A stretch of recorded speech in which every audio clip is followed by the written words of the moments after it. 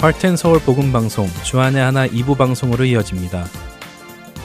주안의 하나 2부에는 매일을 살아가는 힘을 얻는 존 메가더 목사님의 Strength for Today와 삶 속에서 나오는 묵상을 나누는 살며 생각하며 그리고 은혜의 설교가 준비되어 있습니다.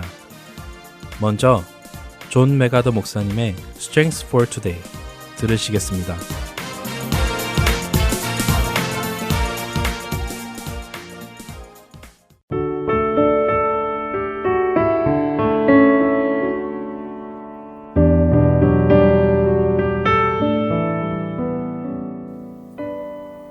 애청자 여러분 안녕하세요. 존 메가더 목사님의 Strength for Today 진행의 이세진입니다.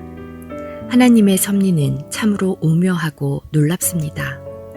매일의 삶 속에서 일하시고 뜻하신 바를 이루시는 하나님의 섭리를 우리는 어떻게 알 수 있을까요?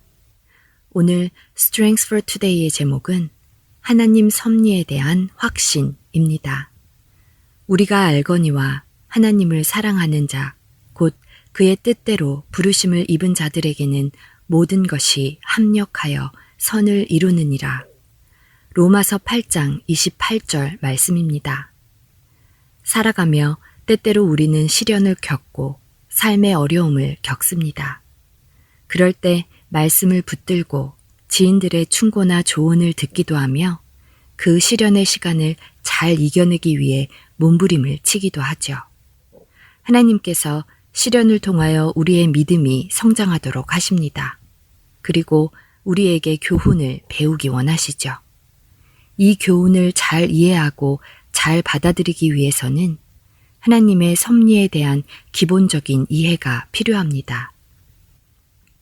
성도의 삶에 어려움이 닥쳤을 때 보다 온전하게 대처하고자 한다면 그 사람은 하나님의 섭리에 대한 확실한 인식과 이해가 있어야 합니다.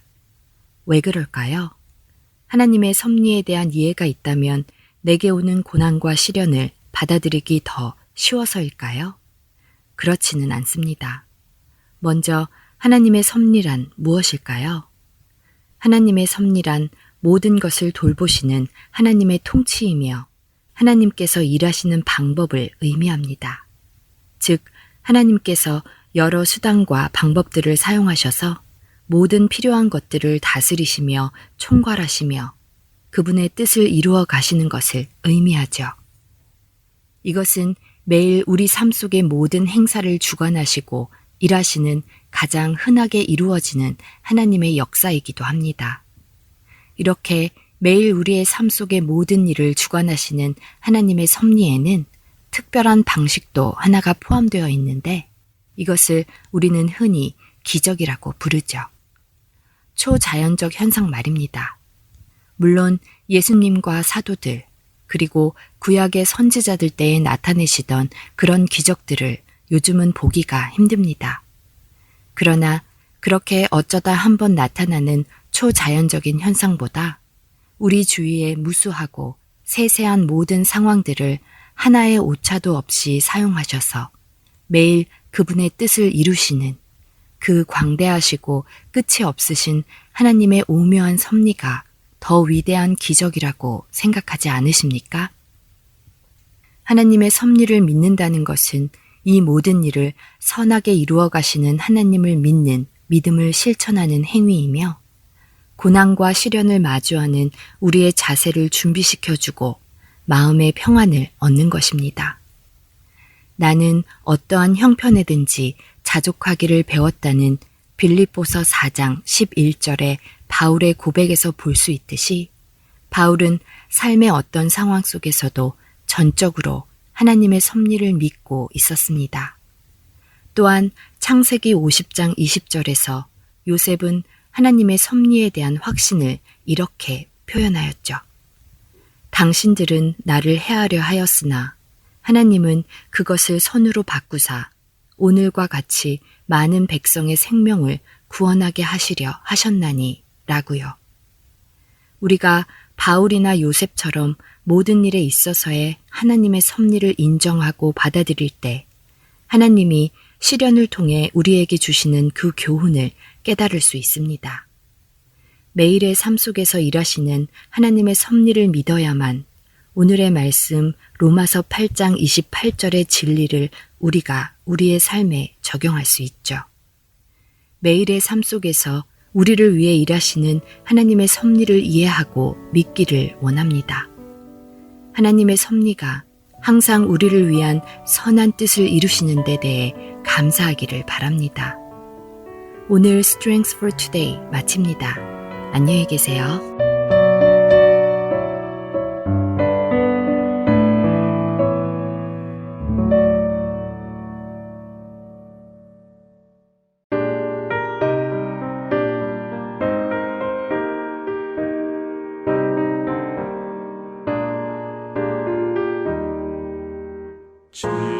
지금까지 지내온 것 주의 크신 은혜라.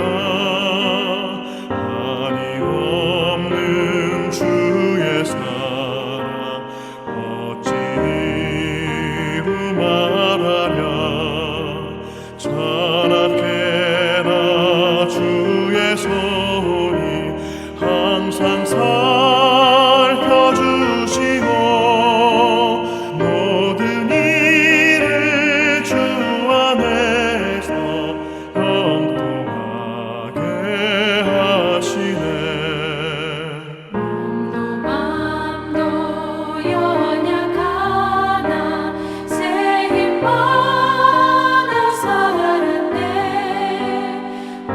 물붓듯이 부으시는 주의 은혜 족하다. 사랑 없는 거리에 나 험한 산길을 갈 때 주의 손을 굳게 잡고 찬송하며 가리라.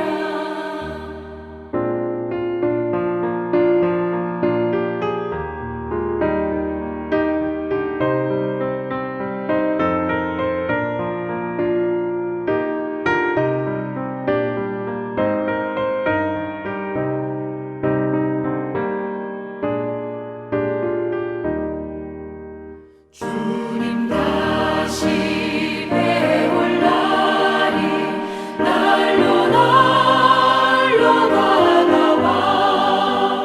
무거운 짐 주께 맡겨 벗을 날도 멀잖네. 나를 위해 예비하신 고향 집에 돌아가 아버지의 품 안에서 영원토록 살리라.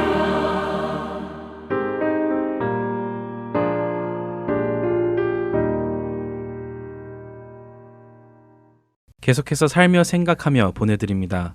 오늘은 아리조나에서 권선영 성도가 진행합니다.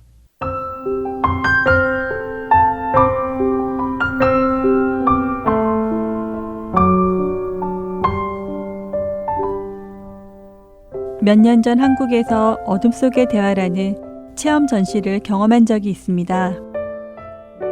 그 전시는 1988년에 독일에서 시작하여 지금까지 100여 개국에서 순회하며 사람들에게 어둠을 체험하게 해주는 전시입니다.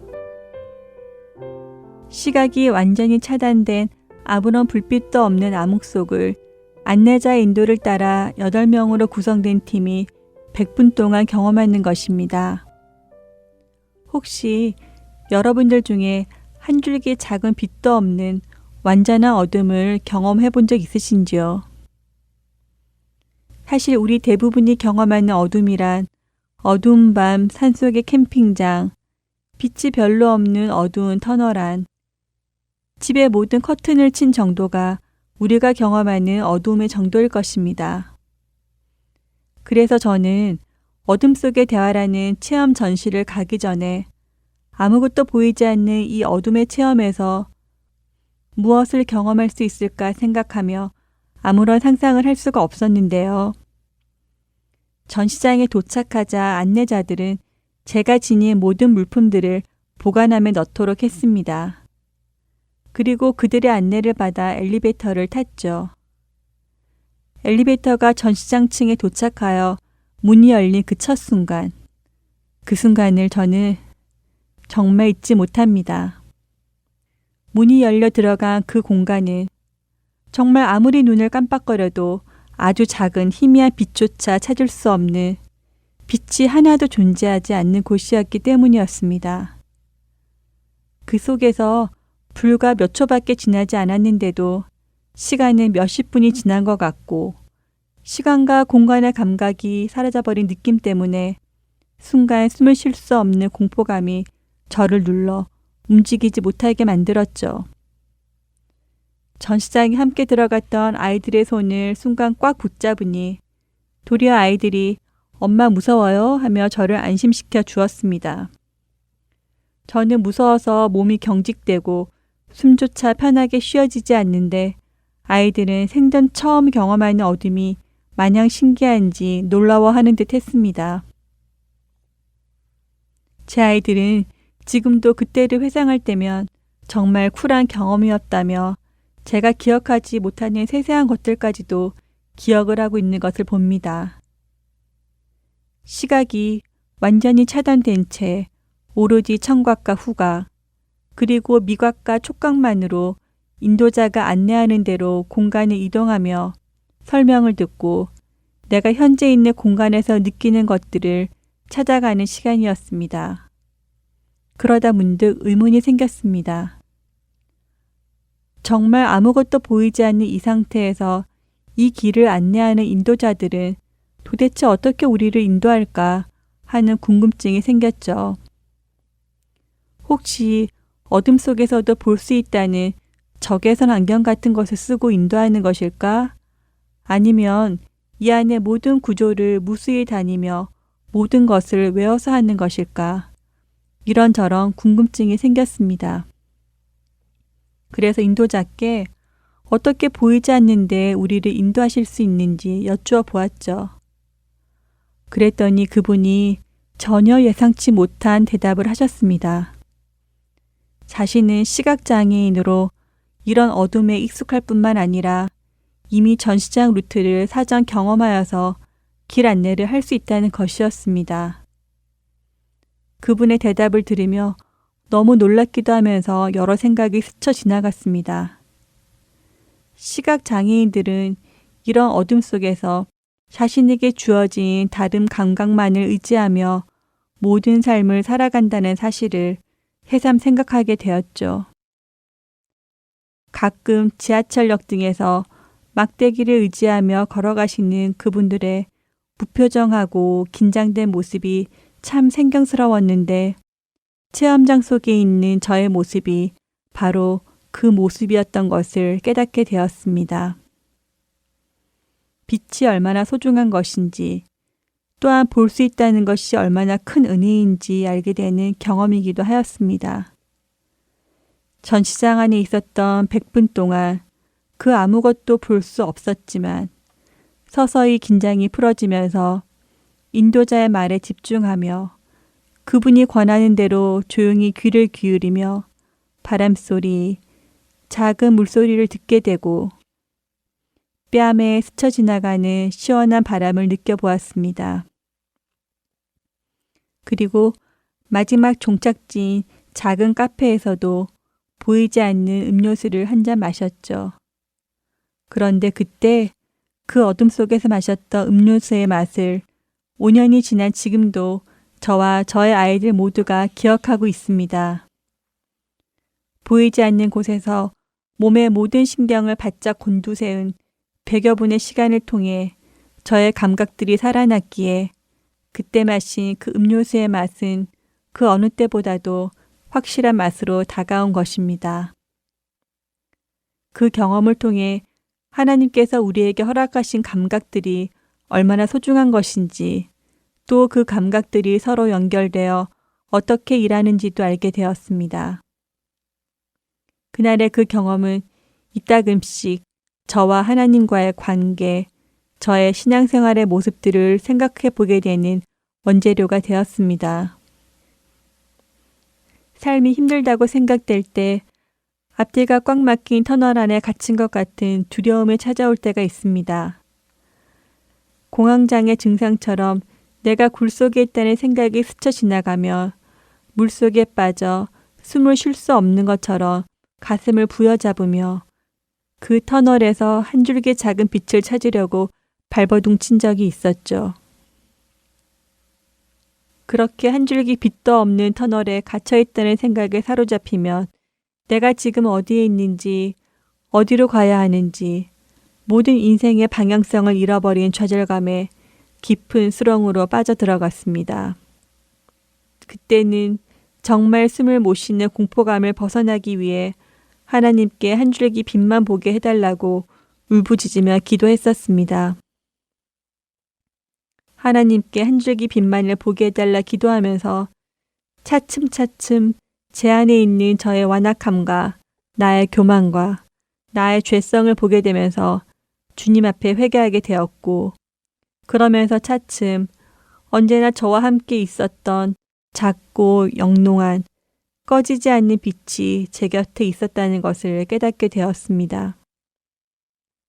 그때까지도 아무 상황은 바뀌지 않아 나는 여전히 터널 안에 있었지만 더는 두렵지 않았습니다. 왜냐하면 나는 끝까지 저 꺼지지 않는 빛만을 따라가면 언젠가는 이 터널을 지나갈 수 있으리라는 믿음이 생겼던 것입니다. 터널을 빠져나가기 위해 발버둥 치는 것이 아니라 어둠 속에서도 나와 함께 하시는 하나님만을 의지하며 그분의 손을 꼭 잡으며 그분의 음성에 귀 기울이며 한 걸음 한 걸음씩 나아가면 되는 것임을 깨닫게 되었습니다. 참빛, 곧 세상에 와서 각 사람에게 비추는 빛이 있었나니 그가 세상에 계셨으며 세상은 그로 말미암아 지은 바 되었을 때 세상이 그를 알지 못하였고 자기 땅에 오매 자기 백성이 영접하지 아니하였으나 영접하는 자 곧 그 이름을 믿는 자들에게는 하나님의 자녀가 되는 권세를 주셨으니 요한복음 1장 9절에서 12절의 말씀입니다. 어둠을 체험해 보니 빛의 소중함을 알게 됩니다. 어둠 속에 살던 저에게 그리고 우리에게 참 빛이신 예수님께서 생명의 빛을 비추어 주셨습니다. 그 이름을 믿는 자들에게 하나님의 자녀가 되는 권세를 주시고는 하나님의 나라로 인도해 나가십니다. 나를 인도하시는 그 주님과 동행하며 주님이 이끄시는 대로만 따라가다 보면 언젠가 주님이 약속하신 그 빛의 나라에 도착하여 있으리라 믿음으로 오늘도 한 걸음을 내딛습니다. 불나방처럼 크고 화려한 아무 불꽃에나 쫓아가는 것이 아니라 진리시고 참 빛이신 주님만을 바라보며 따라가리라 결단하며 나를 자녀 삼아 주신 주님께 감사 기도를 올려드립니다.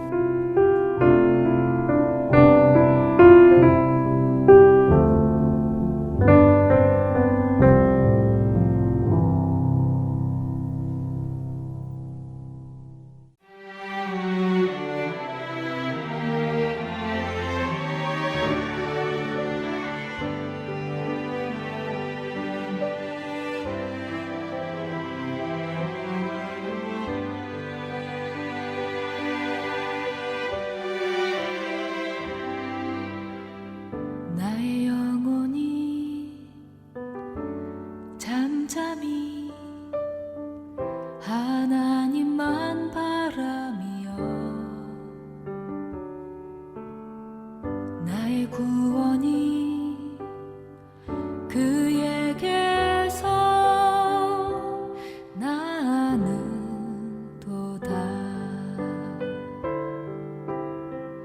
나의 영혼아 잠잠히 하나님만 바라라. 나의 소망이 저에게서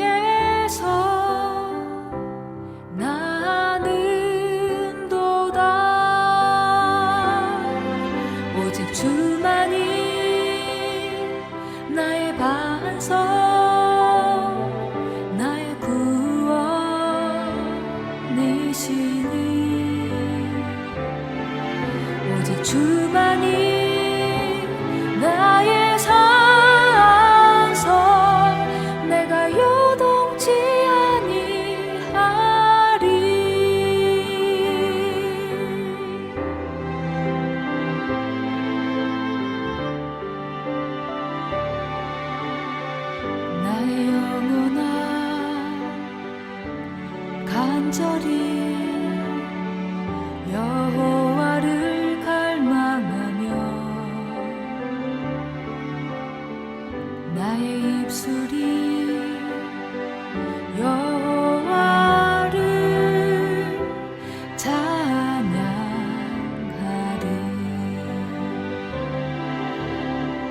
나의 영혼아 즐거이 여호와를 따르리니 나의 평생에 여호와를 송축하리. 오직 주만이 나의 반석 나의 구원이시니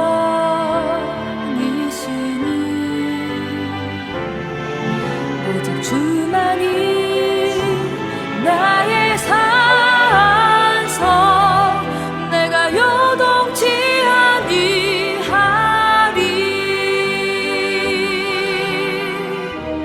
나의 구원 나의 영광 하나님께 있으니 내 힘의 반석과 피난처 되시네.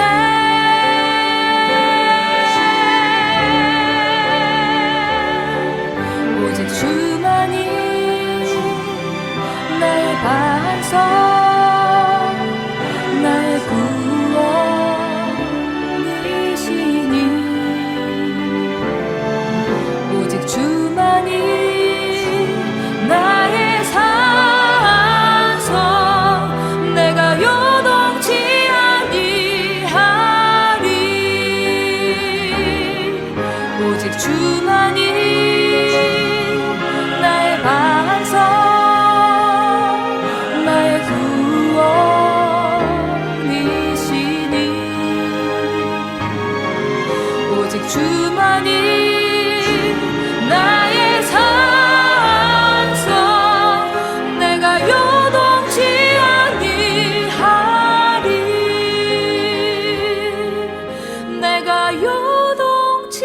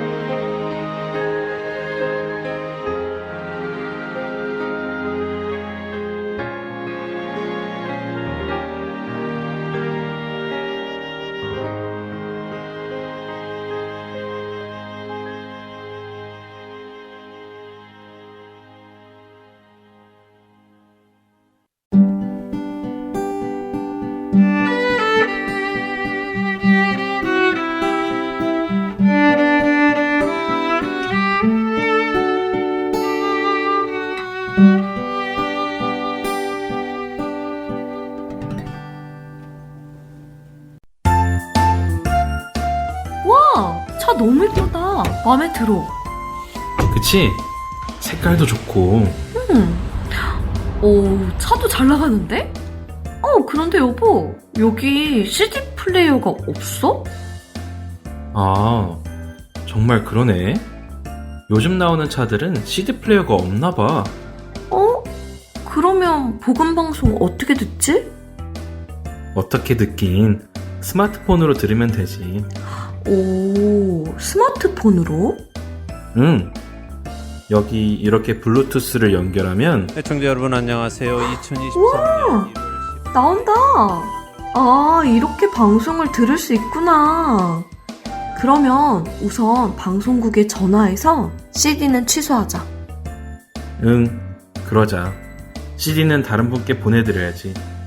방송국 전화번호가 602. 새 차를 가지게 되면 기분 참 좋지요? 그런데 새 차를 샀는데 CD 플레이어가 없다며 당황스러움에 전화 주신 분들이 많이 계십니다. 시대가 변하는 만큼 음악이나 방송을 듣는 방법 또한 많이 바뀌어 가고 있는데요.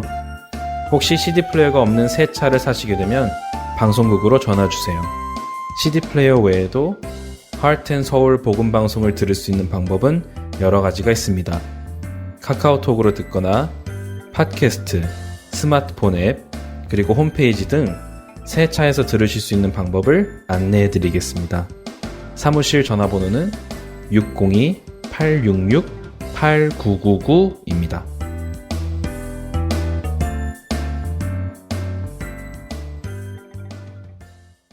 은혜의 설교 말씀으로 이어드립니다. 오늘은 서울 주님의 십자가교회 서정곤 목사님께서 히브리서 2편 1절에서 4절까지의 말씀을 본문으로 떠내려가지 않도록 조심하라 라는 제목의 말씀 전해주십니다. 은혜의 시간 되시기 바랍니다.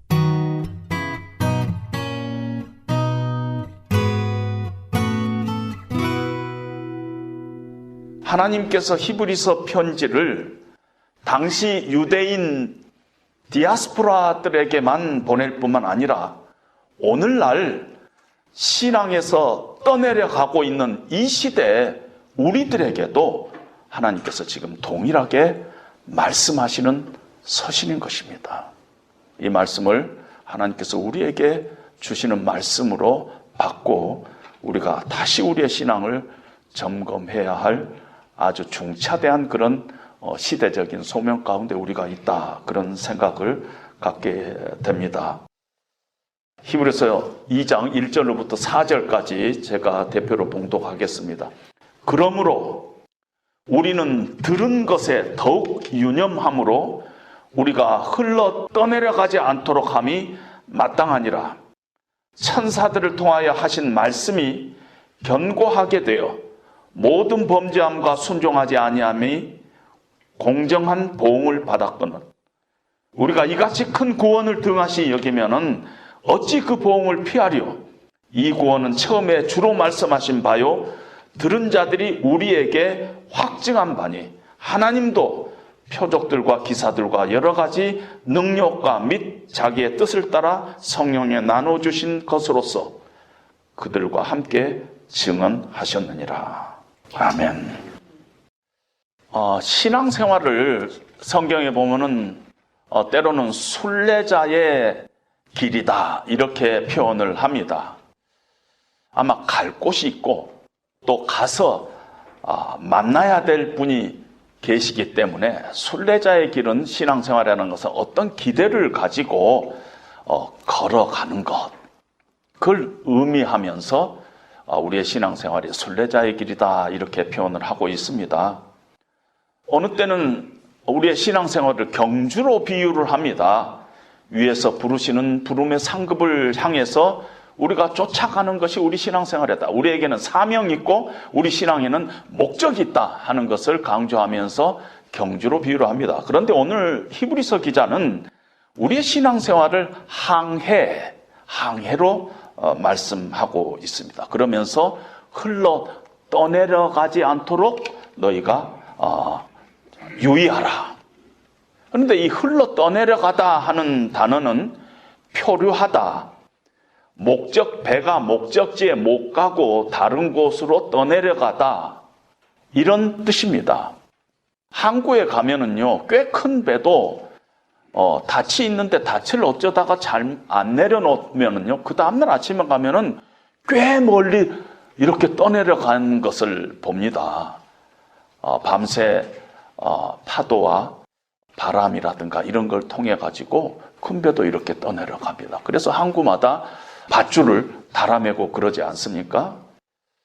만약에요, 목적지에 가도 그만 안 가도 그만이다면은 다음에 가면 되지요. 그리고 좀 손해가 난다면은 안 가고 말지요. 뭐 별거 아니면은. 그렇지 않겠어요? 그런데 그 목적지가 결코 안 가서는 안 되는 곳이고 다시는 우리에게 기회가 오지 않고 그 목적지가 이 배로 보면 항구인데 그 항구에 간다는 것이 절대적인 가치가 있는 것이라면은 이거는 우리가 함부로 할 수가 없는 것이라는 것입니다. 흘러 떠내려가서는 안 된다는 것이에요. 우리가 배를 타고 있다면 흘러 떠내려가서는 안 된다는 것. 반드시 항구로 가야 돼요. 그것이 절대적인 가치요. 우리가 안 가면 안 되는 곳이라면은 우리는 흘러 떠내려가서는 안 된다는 것입니다. 2장 1절에 들어와서 오늘 본문은 그러므로 이렇게 시작을 합니다. 목사님들 간에 혹은 신학자들 간에 기독교는 therefore의 종교다 이런 말을 합니다. 기독교는 그러므로의 종교다 이렇게 얘기를 합니다. 이 말은 뭐냐면은 이 그러므로가 나오는 앞에는 늘 indicative라는 서술형으로 기록되어 있습니다. 그리고 그러므로 다음에는 imperative, 명령형으로 되어 있어요. 그러니까 기독교는 서술형과 그러므로 하고 명령형이 두 개가 합쳐져야지 기독교지 그것이 한쪽만 있어서는 안 된다는 것입니다. 오늘 우리가 찬양을 했지만 한 손에는 복음을, 한 손에는 사랑을 이게 같이 가야 된다는 것입니다. 그래서 여러분들이 아마 에베소서나 갈라디아서나 골로새서 이런 것 보면 딱 반 정도 보면은 항상 그러므로가 있고 그러므로 이후에는 명령형이 나오고 있습니다. 로마서에도 1장부터 11장까지는요 서술형으로 되어 있는데 어떤 서술형으로 되어 있느냐 하면은 하나님께서 어떠한 사랑을 우리에게 베풀어서 우리가 하나님의 자녀가 되었는가? 그러므로 형제들아 하나님의 자비가 이렇게 크시니 너희 몸을 하나님의 기뻐하시는 거룩한 산제사로 드려라.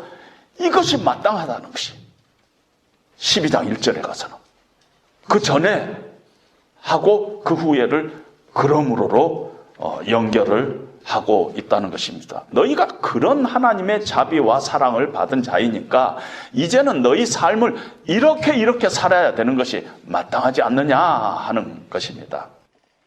오늘 히브리서 2장 1절에 그러므로로 하고 있다면은 바로 1장을 통틀어서 서술형이 되어 있는 것입니다. 우리가 믿고 있는 예수님은 어떤 분인가? 그동안의 역사 속에서 하나님께서 선지자를 통해서 여러 부분 여러 모양으로 하나님께서 하나님의 뜻을 계시해 왔는데 최종적으로 그리스도를 통해서 말씀하셨다는 것입니다. 수천 년 동안 수많은 메신저를 보냈는데 최종적인 메신저로 보낸 분이 바로 그리스도 예수라는 것이에요. 그리고 그동안에 하나님께서 수없이 수천 년 동안 말씀하셨는데 그 말씀을 탁 종합해서 최종적으로 예수님을 통해서 말씀하신 그 내용을 봤더니 다름이 아니라 예수님이더라는 것이 말씀의 내용이 메신저 수많은 메신저들이 전한 그 모든 메시지를 한마디로 표현했더니 예수님이더라는 것이에요. 복음이라는 거예요. 예수 그리스도 복음이라 마가복음에 예수님이 바로 그 복음이더라는 것이에요. 수천 년 동안 선지자를 통해서 수많은 모양으로 그 삶으로 이야기했던 것들은 다 그림자요. 실체는 예수님이더라는 것이에요. 그걸 우리가 알게 됐다는 것이에요. 그리고 그 예수님은 하나님께서 증거하시기를 하나님의 아들의 신분을 가지고 만유의 상속자요, 창조주요, 만물을 창조하시는 분이시오. 만물을 지금도 통치하시고 경영하시는 주님이시오. 우리를 구원하신 구원자시오. 우리를 십자가에서 우리의 죄를 대신해서 담당하신 구원자, 바로 그 구원자가 바로 예수님이라는 것이에요. 하나님이 예수님을 향해서 하나님이라고 부르시는 그분이 우리가 지금 믿고 있는 예수님이라는 것이에요. 지금 너희가 무슨 예수님이 뭐 천사보다 못하다는 둥 이런 좀 뭐 이상한 헛소리들을 하고 있는데 말도 안 되는 소리를 하고 있는데 예수님은 예배를 받으시기에 합당하신 하나님이시요 천사는 시중을 드는 사람이라는 거예요. 예배자라는 것이 하나님께서 이렇게 예수님을 통해서 최종적으로 말씀하시고 그 말씀의 내용이 바로 예수님 자신이고 그리고 그 예수님을 우리가 믿고 하나님의 구원받은 백성이 됐는데 그러므로 이제 너희는 그동안 들었던 그 복음, 들은 것에 더욱 유념함이 마땅하다는 것이에요. 그 말씀을 붙잡고 살아야 되는데 너희가 그렇지 않다면은 너희가 지금 흘러 떠내려갈 가능성이 크다는 것이에요. 그러니까 너희는 그 복음의 말씀, 예수님 붙잡고 신앙생활 잘 해야지, 그렇지 않으면은 떠내려갈까 너희가 조심하라 하는 것이 오늘 말씀입니다. 그러면서 열등한 천사들을 통해서 전해준 구약의 율법도 만약에 범죄하거나 불순종하면 하나님으로부터 합당한 보응을 받았는데, 징계를 받았는데, 하물며 주님이 직접 주신 이 보배롭고 위대한 이 큰 구원, 이 복음의 말씀을 우리가 등한시한다면은 어찌 살아남겠느냐? 어찌 아무 일도 안 일어나겠느냐? 어찌 하나님이 가만히 있겠느냐? 너희가 어찌 그 하나님의 보응을 피할 수 있겠느냐? 이렇게 지금 우리에게 강력히 경고하고 있습니다. 오늘날 우리에게는 이런 식으로 말씀하시는 것입니다. 너희가 하나님의 말씀을 통해서 복음의 진리를 듣고 성령께서 너희 마음속에 믿음을 허락하셔서 너희가 예수님을 하나님으로 구원자로 고백하고 하나님의 백성이 됐는데, 그 복음의 말씀을 너희가 등한시하고 살아가고 있다면 어찌 너희가 하나님의 백성이라 할 수 있겠느냐, 이런 말씀인 것입니다. 이런 톤의 말씀, 성경의 말씀을 이렇게 전하면은 이런 잘못된 반응을 하는 사람들이 꽤 있습니다. 특별히 복음주의에 속한 사람들 가운데. 잘못된 반응은 뭐냐면요, 흘러 떠내려 갈까 조심하라, 이렇게 말씀하면은 구원은 하나님의 은혜로 이미 얻은 것 아닙니까? 우리가 어찌 떠내려갈 수 있나요? 하나님의 은혜로 우리가 구원을 받았는데, 요한복음 5장 24절에 보면 내가 진실로 진실로 너희에게 이르노니 내 말을 듣고 또 나 보내신 이를 믿는 자는 영생을 얻었고 심판에 이르지 아니하니라.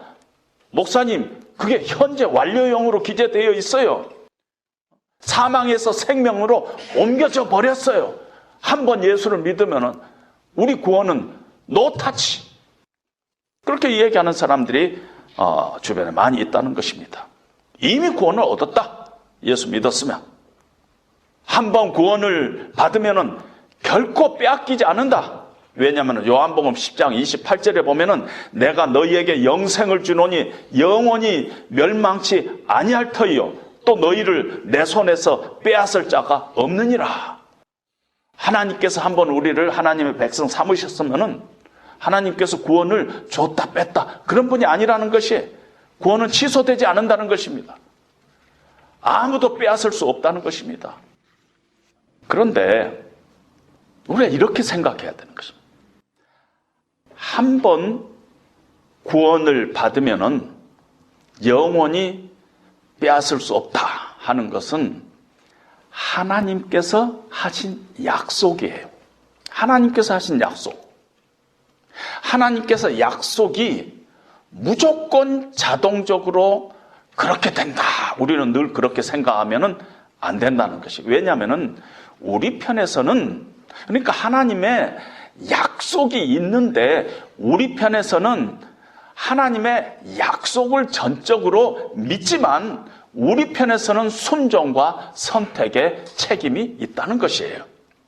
하나님께서 세상을 창조하셨어요. 아름답게 창조하셨어요. 하나님께서 세상을 창조하실 때 불완전하게 창조하시지 않았어요.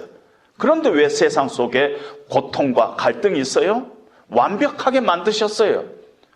그럼에도 불구하고 죄로 말미암아 이 세상은 지금 불완전한 상태에 있어요. 하나님은 완전하게 완벽하게 만드셨지만은 우리의 죄로 인해서 이 세상은 지금 불완전한 상태에 있는 것입니다. 하나님의 구원은 완벽해요.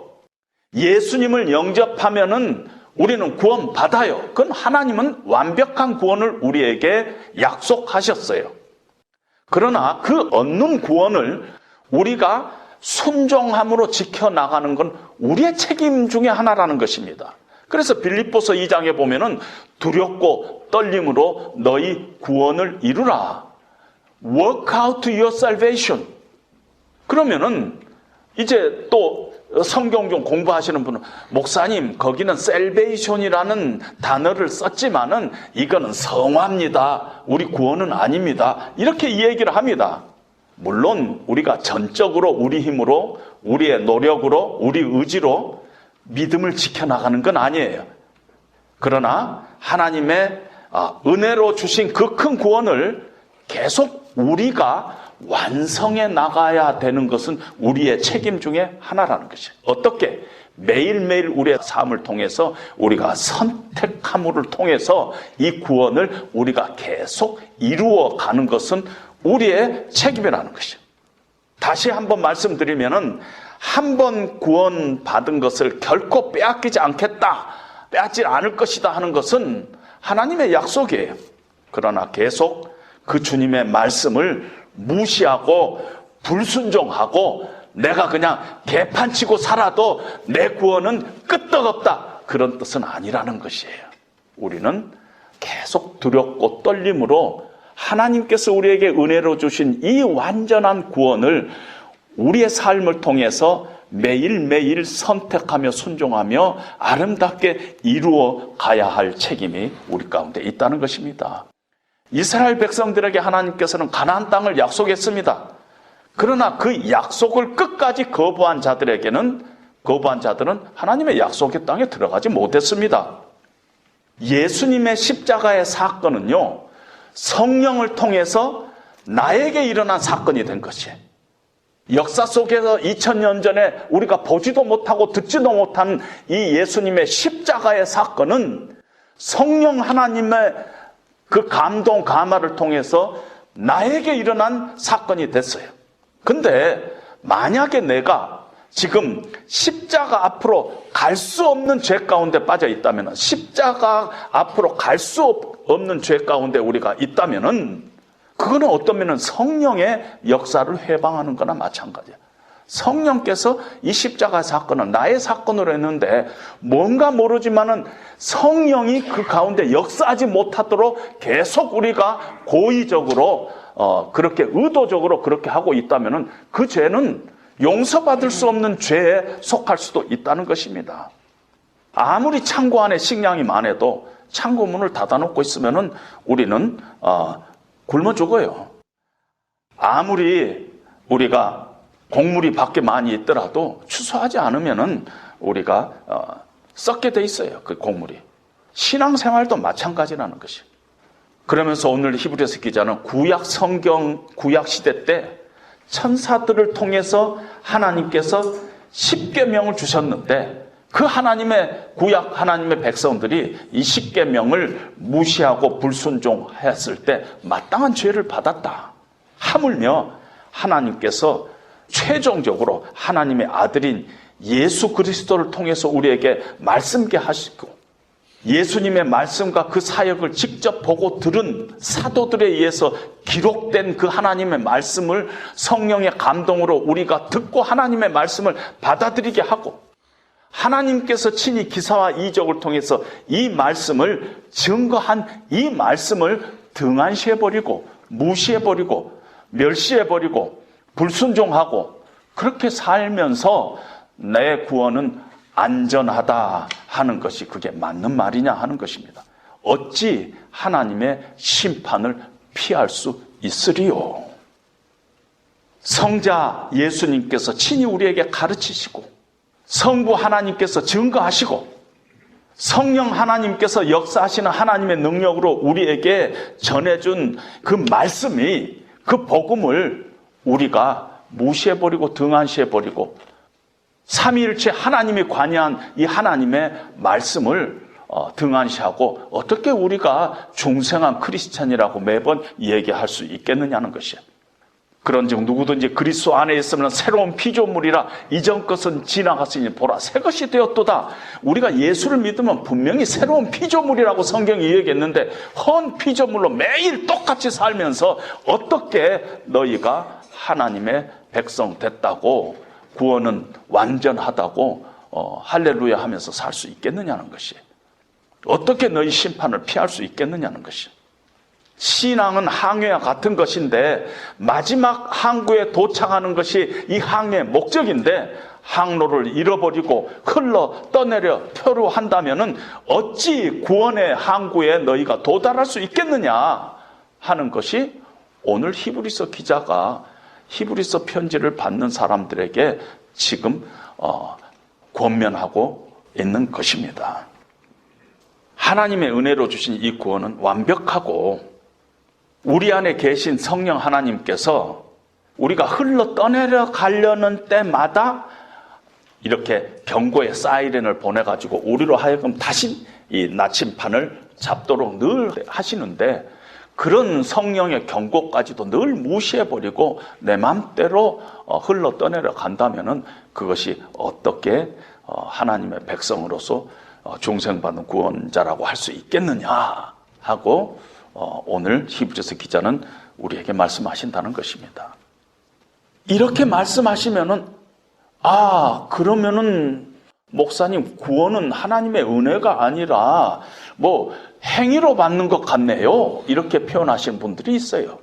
느낌상 행위를 지금 강조하니까. 근데 가만히 생각해 보세요. 복음이 우리에게 전달되기 전에 우리는 어떤 상태에 있었는가?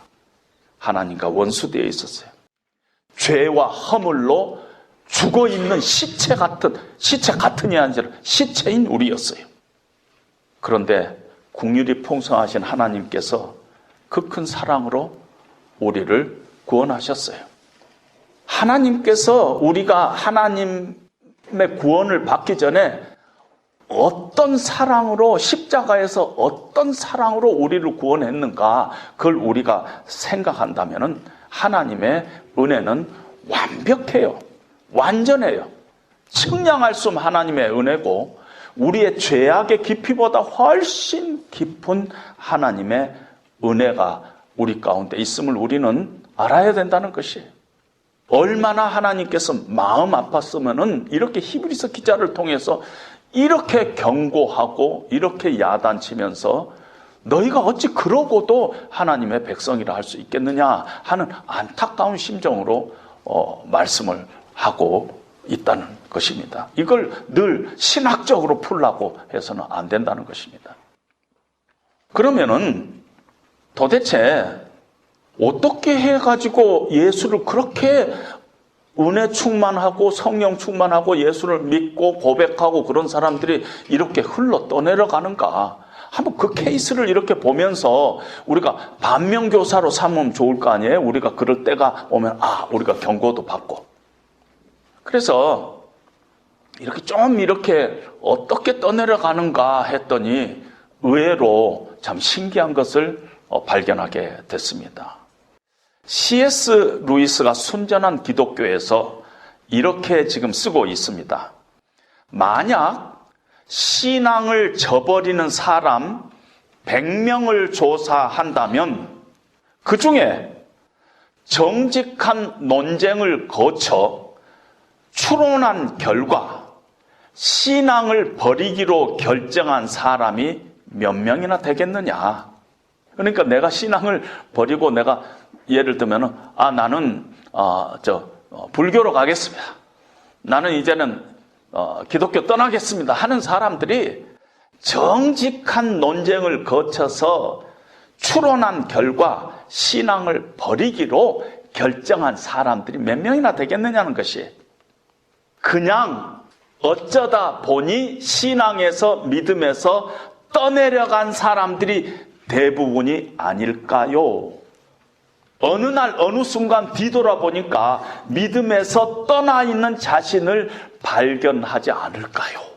제가 여기에 정답이 있다 생각한 것입니다. 그래서 세 가지로 제가 요약을 합니다.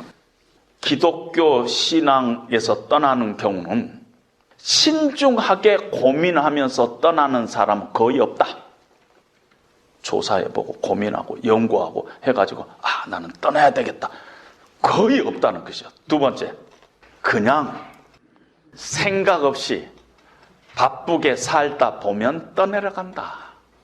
그냥 생각 없이 내 생활에 바빠서 정신없이 살다 보면은 어느 날 닻을 내리지 못한 배처럼 멀리 떠내려가 있는 모습을 발견하게 되는 것입니다. 그냥 살았어요. 그냥 바쁘게 살았어요. 그냥 내 생활에 쫓기면서 살았어요. 그냥. 그러면은 떠내려간다는 것이에요. 미국에서 집에서 이렇게 살면은 그 잔디가 있잖아요. 근데 잔디밭을 잡초밭으로 바꾸는 비결을 아세요? 잔디밭을 잡초밭으로 바꾸는 비결. 그냥 놔두면은 잡초밭으로 바뀌어요. 그냥 흘러 떠내려가는 거. 그냥 생각 없이 바쁘게 살다 보면. 그런 사람들은 대부분요, 하나님의 말씀의 뿌리를 못 내렸어요. 히브리서 6장 19절에 보면은 영혼의 닻을 내리지 못했다 이런 표현을 쓰고 있어요. 영혼의 닻을 못 내리니까 막 하는 것이에요. 여러분, 이 뿌리를 내리지 못하면은 넘어지고 그러잖아요. 제가 살던 그 집도 집 뒤뜰에 큰 소나무가 있는데요.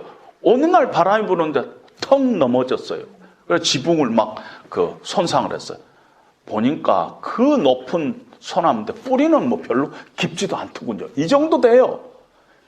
그 밑에 아마 무슨 바위가 있었는지 소나무는 이 정도 높은데 그 밑에 뿌리는 아주 10분의 1도 안 돼요. 넘어질만 하구나. 뿌리를 못 내리면은 그렇게 된다는 것입니다. 말씀의 뿌리를 못 내리고는 떠내려가기 쉽다는 것입니다. 내 신앙 가운데 하나님의 말씀이 저 구석에, 저 귀퉁이에, 뒷방에 성경 제대로 보지도 않은지 2달이 됐는데도 별로 죄책감 없이 우리가 이렇게 살아가고 있다면 지금 나는 떠내려가고 있다. 그냥 상태에 있다. 그렇게 볼 수가 있다. 그래서 날마다 조금씩, 그냥 정답은 아니에요. 날마다 조금씩. 많이도 하지 말고 날마다 조금씩. 날마다 하나님의 말씀을 정말 5분이라도 하나님 말씀. 그래서 내 삶에 늘 하나님의 말씀이 참 중요하다 하는 것을 늘 이렇게 리마인드 하는 것이 대단히 필요하다는 것입니다. 우리가 받은 이 하나님의 말씀, 우리 손에 있는 하나님의 말씀은 예수님께서 처음 하셨어요. 그리고 직접 예수님을 목격하고 직접 예수님의 말씀을 들었던 주로 사도들에 의해서 이 말씀이 기록되어서 성령의 감동으로 기록되어서 오늘날 우리에게, 나에게 전해지고 있습니다. 하나님도 이 말씀이 다른 말씀 필요 없다. 이 말씀 마지막까지 너희가 이 세상 끝날 때까지 붙잡고 살아야 될 이 말씀이 완전한 하나님의 말씀이라는 것을 증거하기 위해서 하나님도 기사와 이적과 능력과 성령의 은사들로 증거하시는 말씀이 사실은 아무것도 아닌 것 같지만은 우리 손에 있는 하나님의 말씀이 있어요. 기적 중에, 세상의 기적 중에 기적이 바로 이 성경 말씀이에요. 과거의 중세시대 때는 성도들이 읽을 수 없는 라틴어로 기록돼 가지고 사도들만 보던 이 말씀이 오늘날에는 한글로, 이제는 한글도 제대로 좀 못하는 우리 후세대들을 위해서 현대인의 성경, 쉬운 성경, 주석 성경, 성경이 우리로 하여금 하나님의 말씀을 우리가 창념할 수 있도록 얼마나 우리에게 이렇게 제시하고 있습니까? 우리 손에 있는 성경 여러분 놓치지 마시고 이 말씀 붙잡고 신앙생활 하면서 끝까지 여러분 항구에 도착할 때까지 가셔야 합니다. 흘러 떠내려 가지 않도록 유념하라. 이거는 히브리서 기자들에게 주신 말씀뿐만 아니라 우리에게 주시는 하나님의 이 시대의 명령인 것입니다. 여러분들에게 그런 결단들이 있기를 주님의 이름으로 다시 한번 부탁드립니다.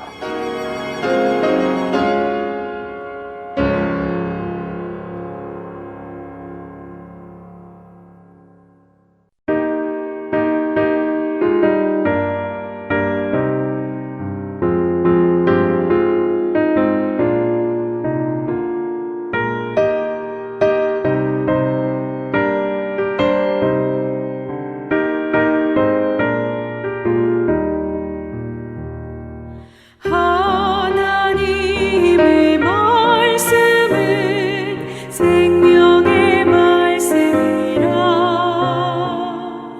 광야 같은 세상에 길 잃고 방황할 때 절망 중에 빠진 이 몸 하나님 보호하사 생명샘이 솟아나와 새 힘이 넘칩니다. 하나님의 말씀은 은혜의 말씀이라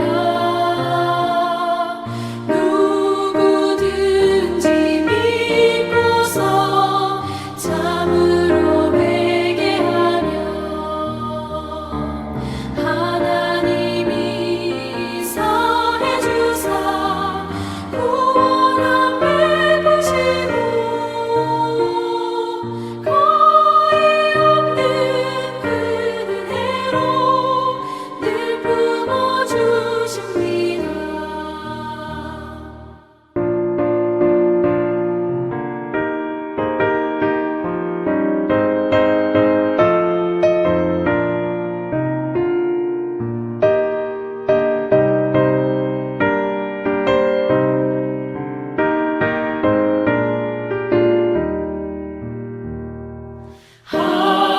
하나님의 말씀은 진리의 말씀이라 믿음으로 지키어 자유를 얻게 되며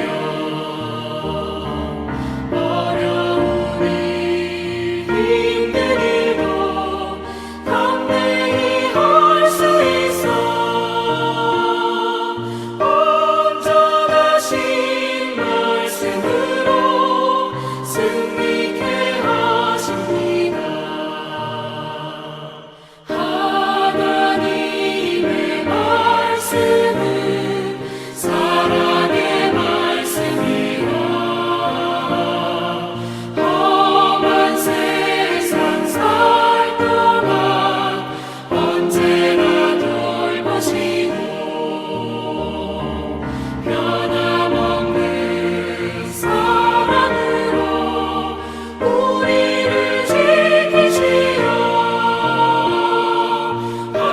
하늘나라 이루도록 인도해 주십니다.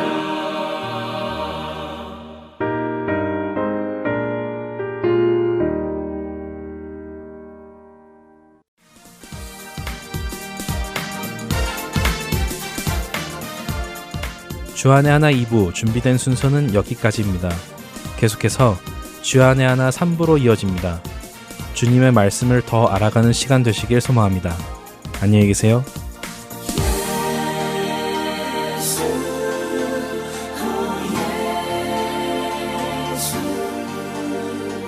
예수